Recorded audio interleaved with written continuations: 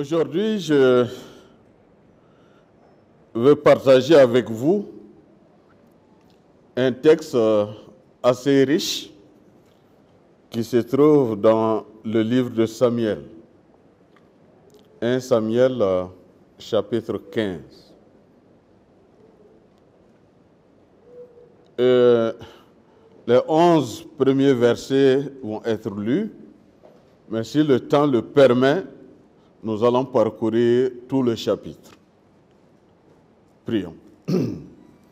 Seigneur, nous avons besoin de ta présence. Fais en sorte que tu nous parles personnellement et que nous comprenions ce que tu veux de chacun de nous, ce que tu nous as offert et qui doit être mis au service de ton Église. Merci parce que tu nous écoutes et béni sois-tu parce que tu nous exauces toujours en Jésus-Christ. Amen. Donc 1 Samuel chapitre 15, Samuel dit à Saül, « C'est moi que l'Éternel a envoyé pour toindre au roi sur mon peuple Israël. Écoute donc ce que dit l'Éternel. Ainsi parle l'Éternel des armées. Je me souviens de ce qu'Amalek fit à Israël lorsqu'il ferma le chemin à sa sortie d'Égypte.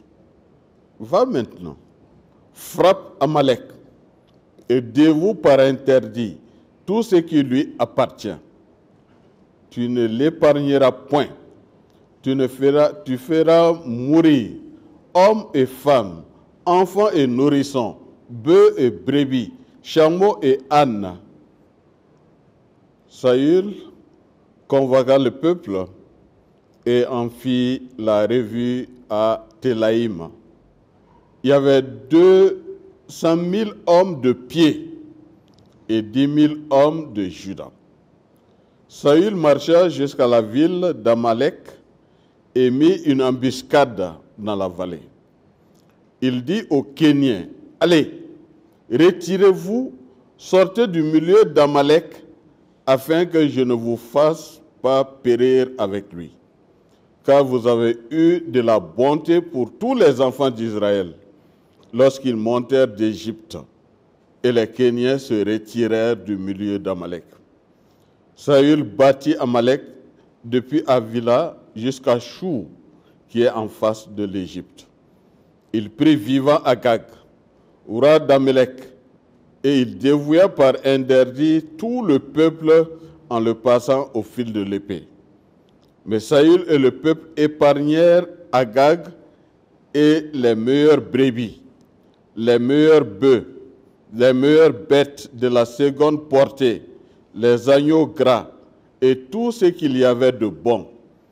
Ils ne voulurent pas le dévouer par interdit et ils dévouèrent seulement tout ce qui était méprisable et chétif. L'Éternel adressa la parole à Samuel et lui dit, « Je me répands d'avoir établi Saül pour roi, car il se détourne de moi et il n'observe point mes paroles. » Samuel fut irrité et il cria à l'Éternel toute la nuit. Que Dieu bénisse la lecture de sa parole. L'obéissance vaut mieux que les sacrifices et l'observation de sa parole vaut mieux que la graisse des béliers. Tel est le thème autour duquel nous allons réfléchir. Quand vous voyez d'autres versions de la Bible, et ils ont mis comme titre le texte qu'on a lu, la seconde désobéissance de Saül. La première, c'est quand il était en guerre contre les Philistins. Les deux camps se sont montés. Les Philistins étaient tellement nombreux, avaient tellement d'armes de guerre, que beaucoup d'Israélites se sont cachés. dans les grottes, dans les touffes. Et ceux qui sont restés avec Saül étaient en train de trembler, tout le pied tremblait. Or, pour engager la guerre, il devait attendre la venue de Samuel pour faire sacrifice, afin que Dieu puisse les soutenir. Mais la tension monte, Samuel n'est pas là, il est en retard, il n'est pas là, les Philistins risquent d'engager la guerre. Saül décide de lui-même, parce qu'il dira qu'il a fait violence sur lui-même. Et il a fait le sacrifice. À peine avait-il fini de le faire que voilà Samuel. Qu'est-ce que tu as fait?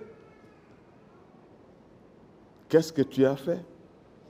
Il dit, ah, mon ami Samuel, toi aussi tu n'es pas venu vite. Le peuple était en train de fuir, ceux qui sont à côté de moi sont en train de tressaillir. Je vois les Philistins qui sont en bonne position et je ne peux pas engager une guerre sans sacrifice. Et comme tu ne venais pas, moi je l'ai fait à ta place. Dieu désapprouve cette action de Saül, qui ne sait pas attendre le temps de Dieu et qui est en train de mélanger deux choses, la royauté et le religieux. Dieu n'accepte pas. C'est pour cela, à un moment donné, l'association avait demandé à tous les pasteurs établis de ne pas se mêler de la politique, mais à demander aux fidèles de faire la politique. Parce qu'en cas de difficulté, c'est vers les religieux qu'on vient. Et dans une église, il y a plusieurs partis politiques. Comment est-ce que toi, tu peux choisir tel ou tel... Non, ça, ce n'est pas la mission que Dieu nous a donnée. La mission que Dieu nous a donnée, c'est de paître le troupeau de Christ, quel que soit son bord politique. Mais Samuel mélange les pédales. Saül, pardon, mélange les pédales. Mais Dieu ne le retient pas ça en compte. Il revient à lui cette fois-ci, au chapitre 15, ce que je venais de dire est dans le chapitre 14, et il lui dit, il lui rappelle d'abord, c'est moi l'Éternel.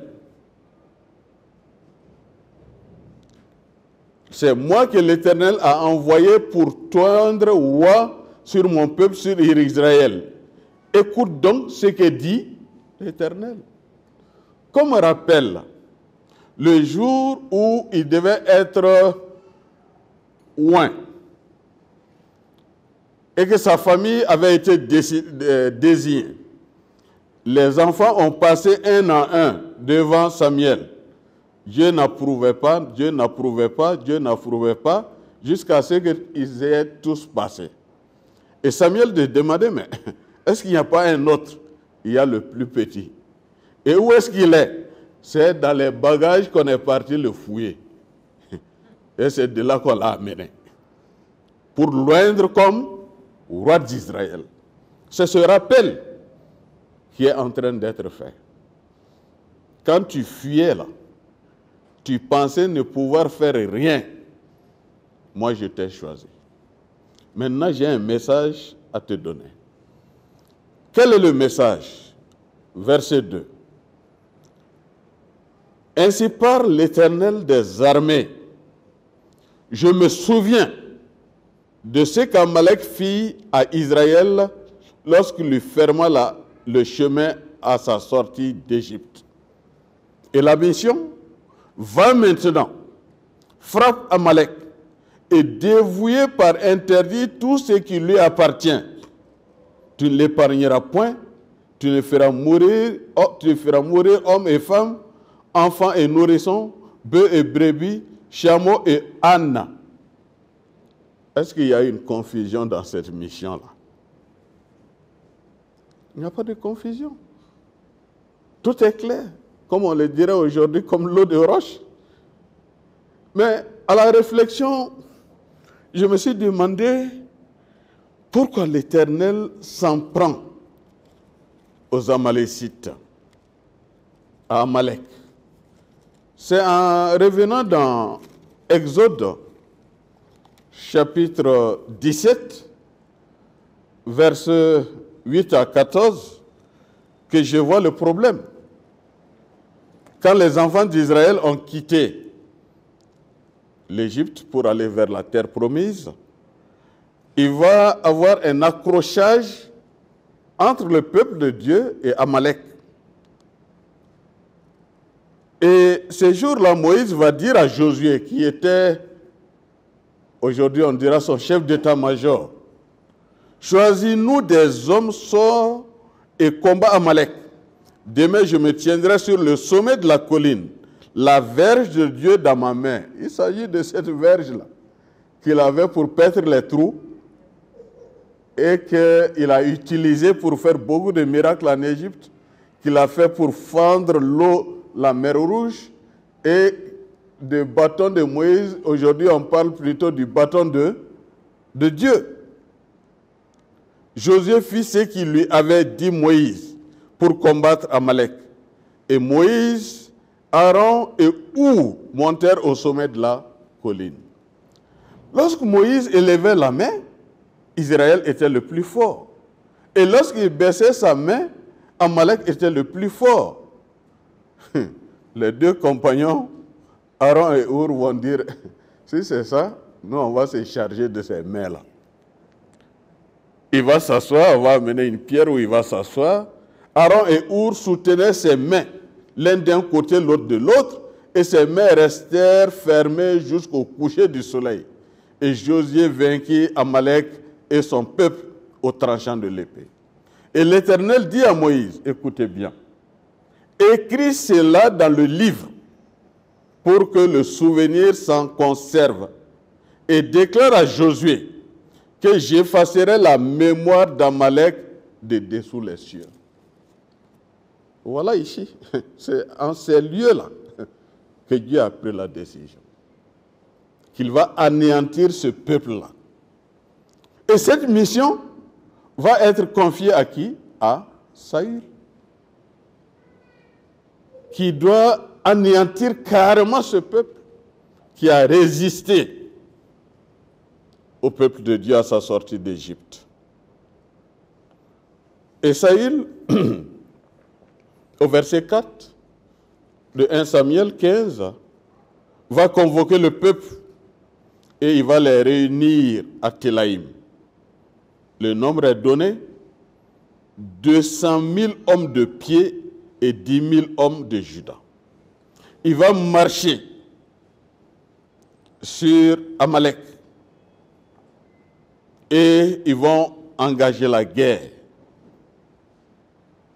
Et avant que la guerre ne soit engagée, justice est rendue à un autre peuple qui s'appelle les Kéniens. Quand vous lisez Juges 1, chapitre 16, et Juges chapitre 1, verset 16 à 17, vous voyez la raison pour laquelle ce peuple a été épargné, parce que c'est associé à Israël pour faire la guerre. Et Dieu leur reconnaît ça, en leur disant de quitter. Parce que le peuple avec lequel ils sont mélangés là, doit disparaître. Eux aussi vont quitter les Amalek et la guerre va être engagée. Et Saül, verset 7, bâtit Amalek depuis Avila jusqu'à Chou. Il prit vivant Agag, roi d'Amalek, et il dévouilla par interdit tout le peuple en le faisant passer par l'épée. Premier problème. Pourquoi Agag est en vie? Mais au verset 9, Saül et le peuple épargnèrent Agag et les meilleures brebis, les meilleurs bœufs, les meilleures bêtes de la seconde portée, les agneaux gras et tout ce qu'il y avait de bon. Ils ne voulurent pas les dévouer par interdit et ils dévouaient seulement tout ce qui était méprisable et chétif. Désobéissance. C'est pas ce qui a été demandé. On te donne une mission, tu déclares la guerre, tu gagnes cette guerre et tu fais tout le contraire de ce qui t'a été demandé. Versets 8 et 9. Et face à cette situation, la colère de l'Éternel s'enflamme contre Saül. Et l'Éternel dépêcha son serviteur Samuel auprès de lui. Les versets 10 à 13.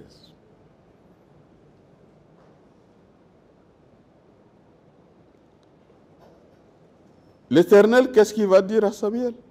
Je me répands d'avoir établi Saül pour roi, car il se détourne de moi et il n'observe point mes paroles. Samuel fut irrité et il cria à l'Éternel toute la nuit. Cette situation m'a rappelé une autre, celle de Josué, devant la petite bataille de Haï. Dieu avait dit de vouer à l'interdit. Mais il y a eu un homme du nom de Akan qui trouve que, cette fois-ci, je ne suis pas d'accord avec Dieu. Il y a des choses que je peux prendre. Et il prend ça, il fait un trou dans sa tente et il les cache là. Et la guerre engagée contre Haï, une grande défaite d'Israël. Josué ne comprend rien. Et il va se mettre à prier du matin jusqu'au soir. Et Dieu vient lui dire, mais jeune homme, lève-toi. Ce n'est pas la peine. Parce que Israël a péché. Mais je me suis dit, mais c'est Akan qui a péché, Seigneur. Mais quand lui parle, il dit, Israël a péché. Cette réflexion me permet de comprendre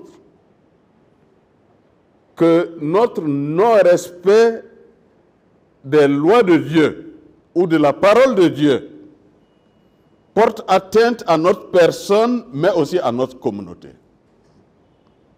Nous devons faire attention. En Bambara, il y a une expression, Doka glomi doko ngana kanchi. Quelqu'un boit de la bière et c'est un autre qui fait le sou. Ça, c'est pas possible. Si tu as bu ta bière, c'est à toi de faire le sou.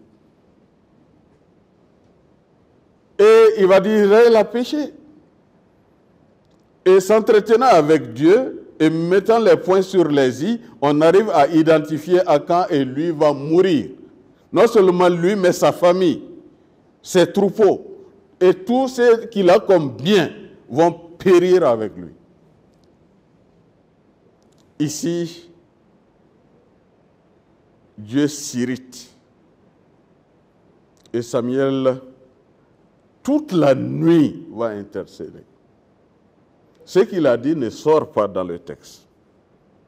Mais ce qui est clair, c'est que le lendemain, très tôt matin, il va chercher à rencontrer Saül. Il est allé à Carmel et il avait érigé un monument, puis il s'est retourné à Gilgal. Verset 13.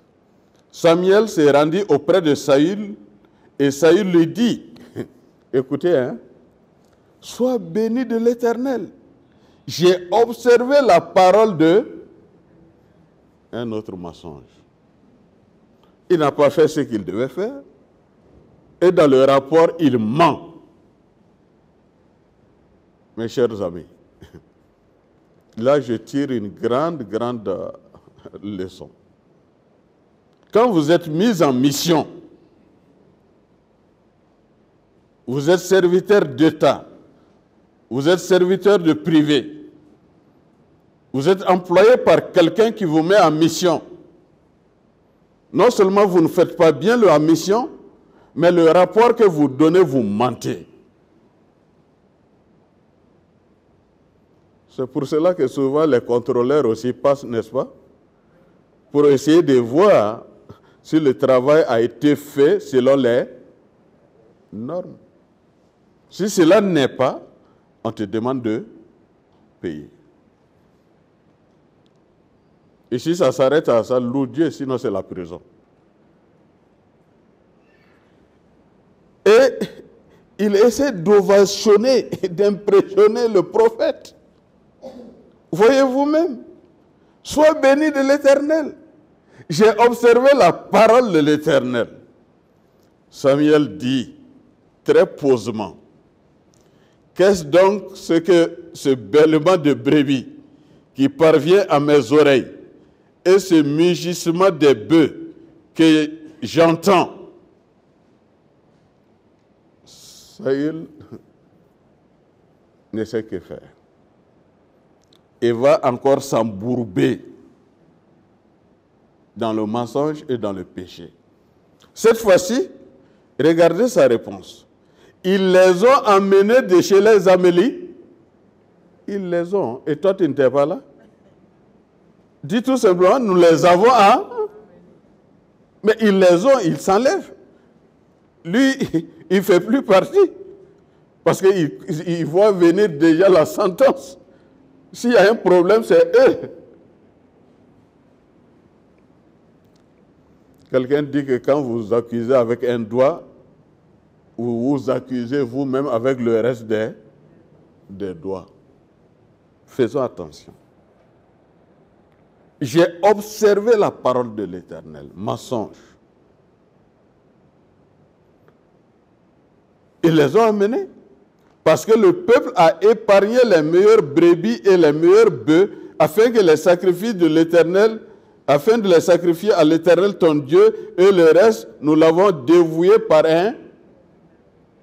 Je dis, mais ça, j'ai essayé de voir un peu le sacrifice là même. Quand on rendait sacrifice avec un animal, qu'est-ce qu'on faisait avec le reste? Quand le sang est versé, on mange. Dis-moi tout simplement que vous aviez besoin de manger. Que de me dire que c'est à l'Éternel que vous vouliez faire ça. Dieu ne vous a pas dit qu'il a des problèmes pour qu'il y ait des sacrifices. Il n'a pas dit qu'il n'y a plus d'animal pour faire sacrifice. Il n'y a pas un manque qui est déclaré et que vous essayez de corriger. Non. Telle n'est pas la mission qui t'a été confiée. Et c'est pour cela qu'au verset 16, Samuel lui dit tout simplement « arrête ». Comme pour dire « arrête de continuer à mentir ». Je te déclarerai ce que l'Éternel m'a dit cette nuit. Et Saül parle. Lorsque tu étais petit à tes yeux, n'es-tu pas devenu le chef de la tribu d'Israël? Et l'Éternel n'a-t-il pas oint pour que tu sois roi sur Israël? L'Éternel t'avait fait partir en disant, va et dévoue par interdit ces pécheurs, les Amélécites. Tu leur feras la guerre jusqu'à ce que tu les aies exterminés. Pourquoi n'as-tu pas écouté la voix de l'Éternel? Pourquoi t'es-tu jeté sur le butin et as-tu fait ce qui est mal aux yeux de l'Éternel? Pourquoi cette prise de position? Alors que ta royauté ne dépend que de moi. Et je te donne des instructions que tu ne fais pas. Oui, Saül dit à Samuel, et pourtant, j'ai bien écouté la voix de l'Éternel et j'ai suivi le chemin par lequel m'envoyait l'Éternel. J'ai amené Agag, roi d'Amalek, et j'ai dévoué par interdit les Amalécites. Ce n'est pas suffisant. Ce n'est pas ce qui a été demandé. Mais le peuple a pris pour le butin. C'est le peuple qui est indexé toujours. C'est pour cela que Samuel va dire cette phrase qui est le thème de notre réflexion, au verset 22.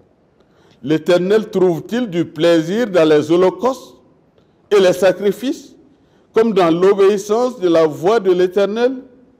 Voici, l'obéissance vaut mieux que les sacrifices, et l'observation de sa parole vaut mieux que la graisse des béliers. Car la désobéissance est aussi coupable que la divination, et la résistance ne l'est pas moins que l'idolâtrie et les théraphim. Puisque tu as rejeté la parole de l'Éternel, il te rejette aujourd'hui comme roi. Ça, c'est la sentence. Oui, de cette grande discussion, la sentence est que toi, tu n'es plus un homme auquel on peut faire confiance. Tu ne mérites plus ma confiance. Il le désavoue. Et Samuel continue, je ne retournerai point avec toi, car tu as rejeté la parole de l'Éternel, et l'Éternel te rejette afin que tu ne sois plus roi sur Israël. Comme nous l'avons vu, Saül essaye d'expliquer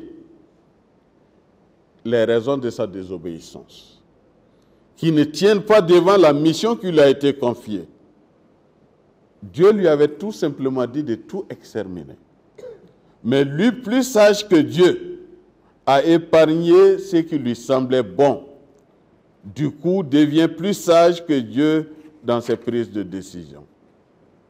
Mes amis, faisons attention et disons à Dieu la vérité, surtout quand lui nous parle. Ce matin, je ne sais pas tout ce que le Seigneur t'a ordonné de faire. Faisons tout simplement une petite réflexion sur tout ce que les potentialités que le Seigneur nous a accordées comme don dans le dialogue, dans le travail bien fait, dans les différentes positions que nous avons, soit au niveau du privé comme de l'État, dans la société, dans les institutions, dans le service. Qu'est-ce que nous en faisons? Quand Dieu nous met quelque part, ce n'est jamais gratuit. Nous pouvons au début ne pas comprendre. Nous pouvons même croire qu'on est en train de vouloir me faire mal. Mais au bout du rouleau, c'est comme le crapaud qu'on a voulu faire mal et qu'on jette encore dans l'eau et qui est en train de s'épanouir. Ça arrive. Je sais qu'il y a certains d'entre vous, à cause de votre rigueur, de votre position, de votre foi, on a cherché à vous faire mal, mais Dieu a transformé cela en bien et vous en êtes sortis. J'ai l'habitude de raconter ici qu'un grand fonctionnaire de l'État qui a servi l'État a été trahi par ses collègues de travail et a été démis de ses fonctions. Il rentre chez lui, il partage la nouvelle avec la grande famille, tous se réunissent. Parce que, dit-il, voici tant d'années que j'ai servi l'État. On ne m'a jamais dit que j'ai fait un détournement. On ne m'a jamais dit que le travail que j'ai fait n'était pas bien. Mais je ne sais pas pourquoi ils viennent de me mettre dans cette situation. Tout ce que je peux faire, c'est que mon Dieu mérite encore l'adoration. Et ils se sont mis à chanter, à louer. Ces détracteurs-là, le soir, voulaient venir voir comment est-ce qu'il est en train de moisir. Mais à leur grand étonnement, ils sont venus trouver que les gens sont en fête. Et ça les a encore choqués. Il nous a eu. On pensait l'avoir eu, mais c'est lui qui nous a eu. Mes chers amis, faisons attention. Qu'est-ce que nous faisons de ces différentes choses que le Seigneur nous a octroyées? Est-ce que c'est à cause de notre intelligence? Est-ce que nous sommes le plus intelligent du pays pour avoir telle ou telle position? Ou le plus grand riche de ce pays pour avoir telle ou telle chose? Non. Tout est par pure grâce. Et nous devons le reconnaître. Et ce que nous recevons de Dieu, nous devons encore le remettre au service de Dieu. Vous savez,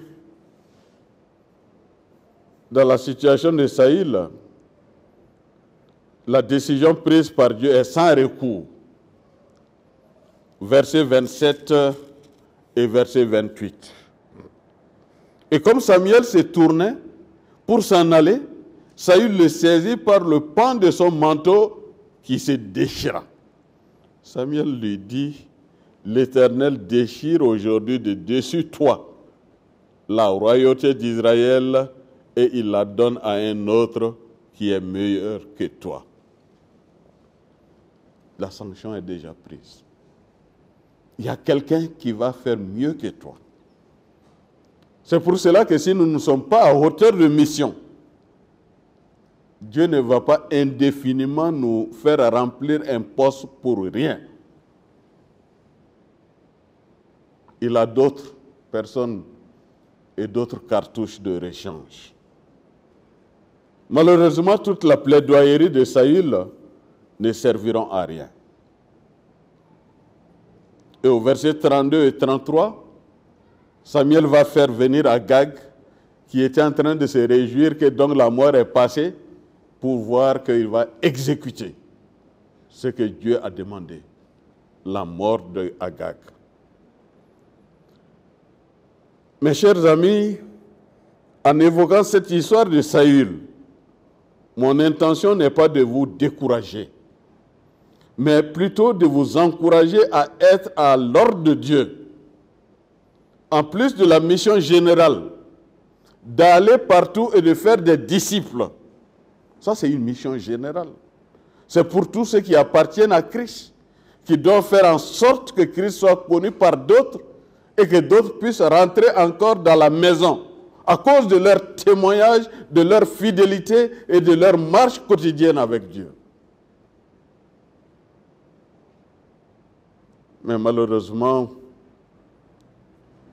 nous devenons souvent des obstacles à cause de notre marche et de notre manière de faire.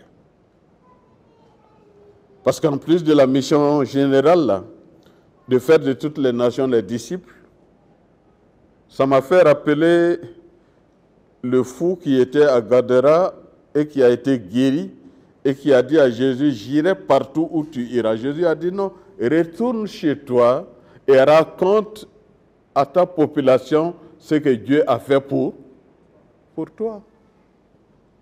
C'est bien de me suivre pour qu'on puisse dire, voilà le fou guéri. Mais retourne et raconte ce que Dieu a fait pour toi. Ce matin, j'ai envie de le dire à vous tous. Racontez à vos collègues ce que Dieu a fait dans vos vies. Et rendez grâce à Dieu pour que vous recevez de Dieu. Le Seigneur, dans sa grâce, nous a donné aussi des dons, des possibilités de le servir sous plusieurs formes et dans plusieurs endroits comme fonctionnaires de l'État ou du privé. Nous devons faire prévaloir ces différents dons et positions pour l'avancement du royaume. Vous savez, il y a un chant en Bamanankan. Quand on veut prendre les dîmes et les offrandes, je ne sais pas si vous vous rappelez.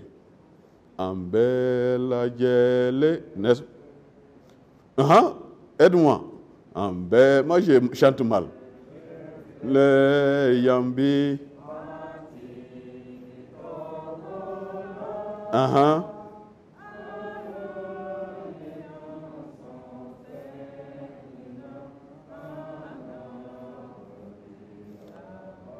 Différent. Mais c'est ça. Pour ceux qui ne comprennent pas Bambara, nous sommes tous rassemblés aujourd'hui, ici, en ton nom. Et ce que tu as pu nous donner, en retour, voilà ce que nous pouvons t'offrir. Différent.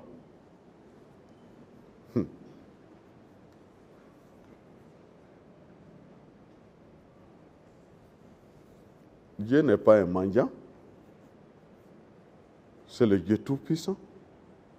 C'est pour cela que j'ai raconté l'histoire de ce cotonnier qui vient à l'église. Je rends gloire à Dieu.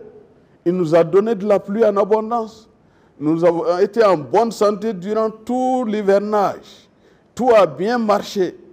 Et en retour, je donne 500 francs à Dieu des millions que je viens d'avoir. Quelqu'un a dit, il faut lui retourner ces 500-là. Le pasteur a dit non. Laissez-le. La pluie que Dieu a donnée, la santé que Dieu a donnée, l'argent que Dieu a donné, en retour et en compensation de tout ça, il ne mérite que 500 francs. Je vous amène. Mes chers amis, ne trichons pas avec Dieu.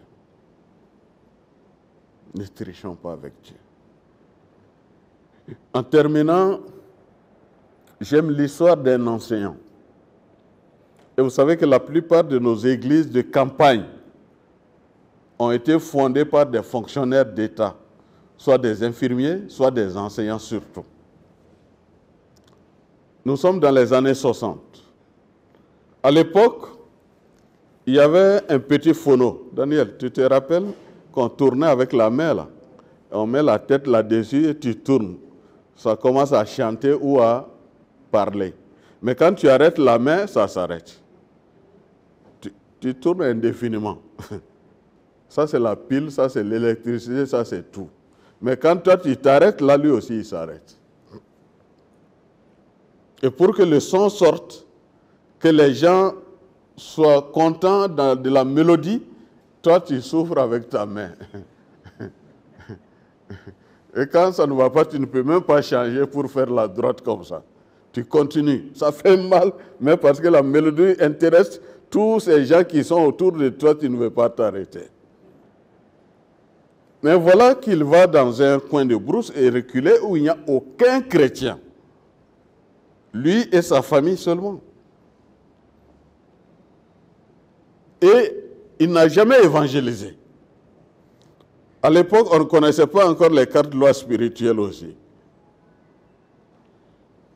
Mais il a prié et demander à Seigneur comment évangéliser ce village-là.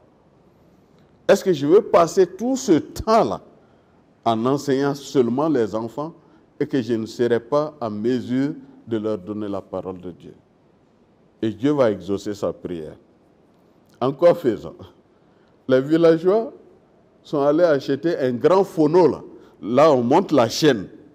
Quand c'est rempli, tu arrêtes, tu mets le disque et ça commence à tourner jusqu'à ce que la chaîne finisse. Et ils ont acheté ça pour le village, le temps du village. Ils ont acheté aussi un grand micro, des baffles et des amplificateurs. Mais malheureusement, ils n'avaient pas de disque.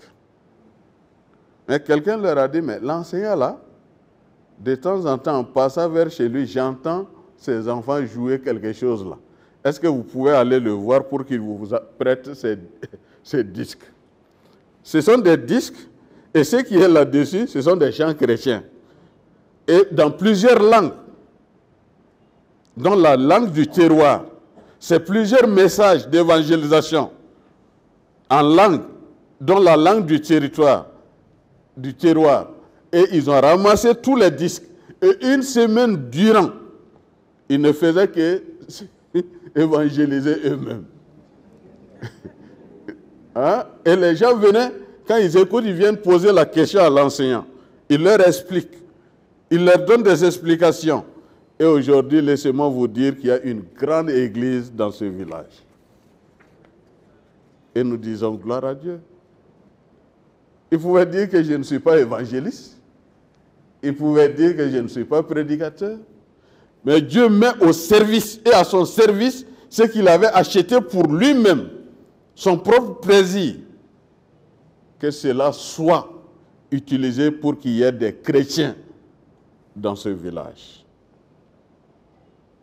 Oui, ma peur aujourd'hui est qu'à l'heure du décompte, on n'est pas quelque part, entre parenthèses, peut mieux faire.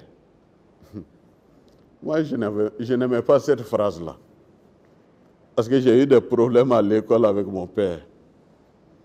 Quelle que soit ma moyenne et le rang que j'occupe dans la classe, quand le maître met en rouge en bas, peut mieux faire, mon père dit que lui, il ne regarde pas la moyenne, il ne regarde pas le rang, parce que le premier d'une classe peut être le dernier d'une autre classe. Si le maître a écrit peut mieux faire, c'est que j'ai été paresseux. Et cette phrase, je ne l'ai jamais aimée. De grâce, faites attention que Dieu n'écrive pas ça devant vos œuvres.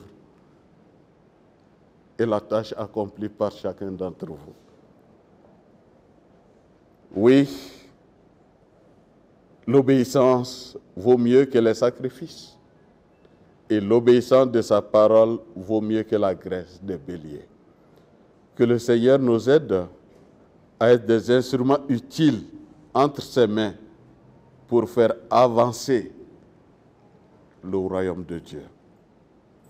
Telle est notre détermination, telle est notre mission, que chacun s'y engage.